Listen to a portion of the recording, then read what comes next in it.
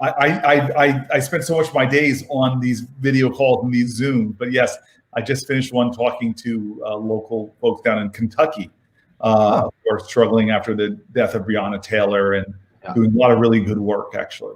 Yeah, there's some huge news out of Louisville and Kentucky, right? They've changed the law. They just got a Confederate statue out of the State House. There's just been this great expansion of empathy and action. So it's very beautiful to see a nation as a whole, all 50 states. There are activists of all diverse background who are challenging this sort of lack of empathy and love and understanding, and really showing, as King called us all, to be maladjusted to injustice.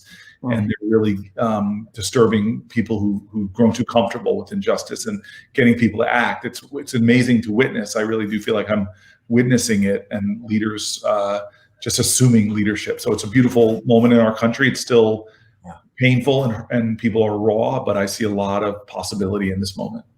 And that's what we look to you, among others, for always. So the other night I wrote about it. I blogged up your appearances on Conan and Colbert and Corden, the Late Late Show. And I was feeling, we've been all trying to do our work with educating ourselves around anti-racism and elevating voices of color.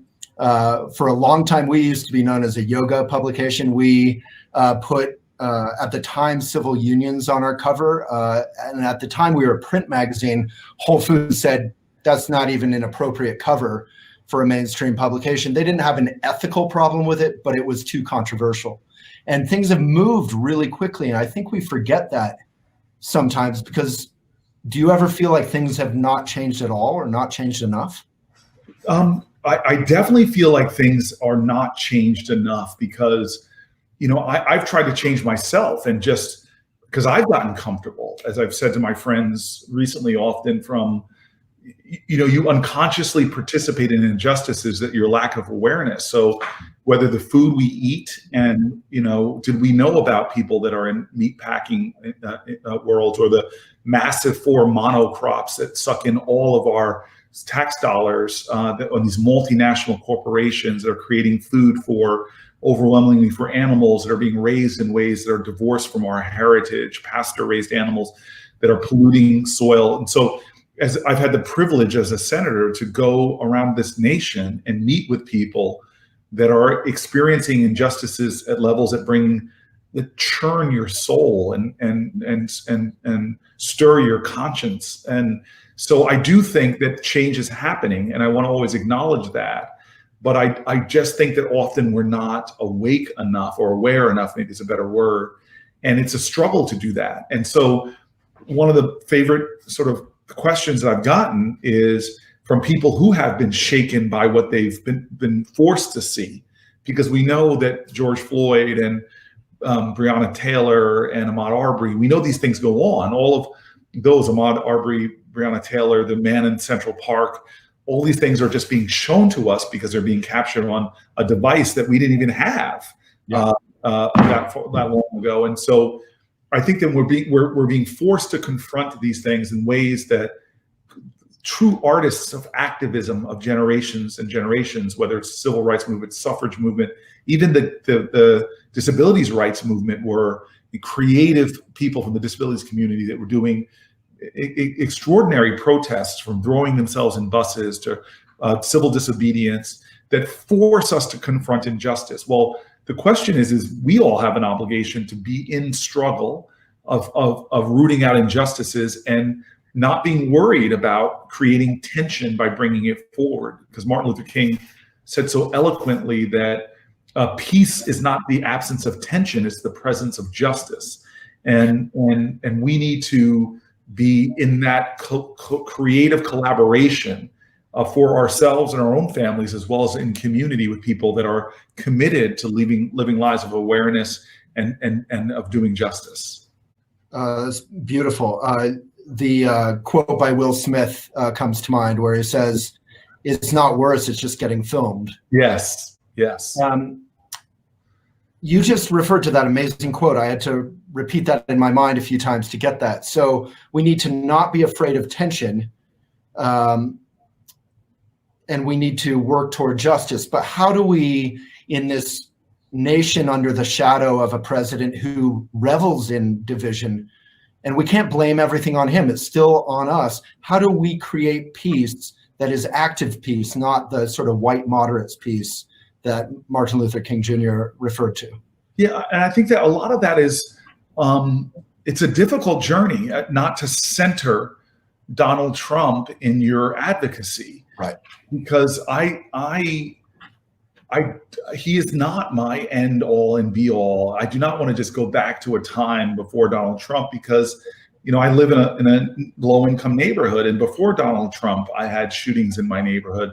Before Donald Trump, I had people in need of mental health care or addiction treatment that weren't getting it. Before Donald Trump, we had 3,000 jurisdictions in America that have where children have twice the blood lead levels of Flint, Michigan, before Donald Trump. So this idea to center him would be making the same mistake as to center Bull Connor or all the demagogues that we've had before that draw energy. That's really what they're trying to do, negative or positive. They want to stay in the conversation. And so love has to be the energy, right? The elevation of frequency and energy of the world has to be the effort. And so I try not to give him that what he is seeking, and instead try to deal with the folks, good people of good intention and good heart, and try to let us all understand that we have the power. The power of the people is greater than the people in power, or in this case, the person in power. And so this is one of those moments where this coming election for me, it's not a referendum on one guy in one office. It's not a referendum on the two men that are running. It's a referendum on us and who we are, and what are we going to manifest in this nation that it does have this incredible privilege and potential. And so my activism, I try to remember that King ideal, that what we have to repent for is not the vitriolic words and violent action of the bad people, but the silence and inaction of the good people. Yeah. I try to understand that we all need redemption, because go ahead. Senator Booker, the silence and inaction of the good people, a major thing we do is we get nihilistic. We give up hope. We say both parties are the same. I'm not going to vote. And look what we got in 2016 when we kind of were asleep at the wheel a little bit.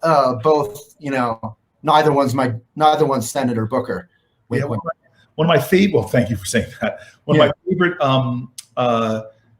heroes in America right now is a man named Brian Stevenson, who runs something called the Equal Justice Initiative.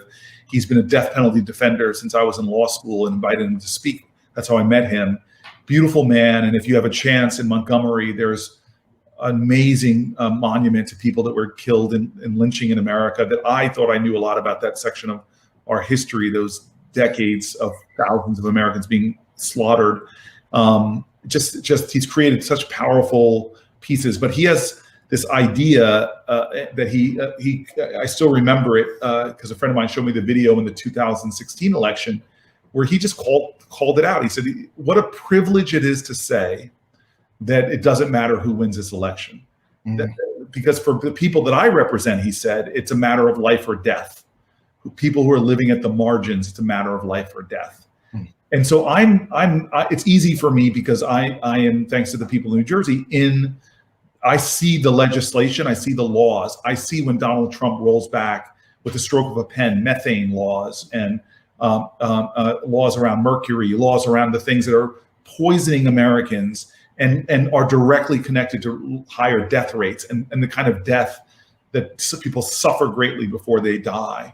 I've seen around the margins what it means when just shifting the Department of Education from one of Obama's secretaries like King to Betsy DeVos, and Betsy DeVos deciding to eviscerate the Department of Civil Rights within the Department of Education, Division of Civil Rights, which means that LGBTQ kids no longer are getting the protections, because we still live in a country where 30% of our LGBTQ kids are missing school because of fear.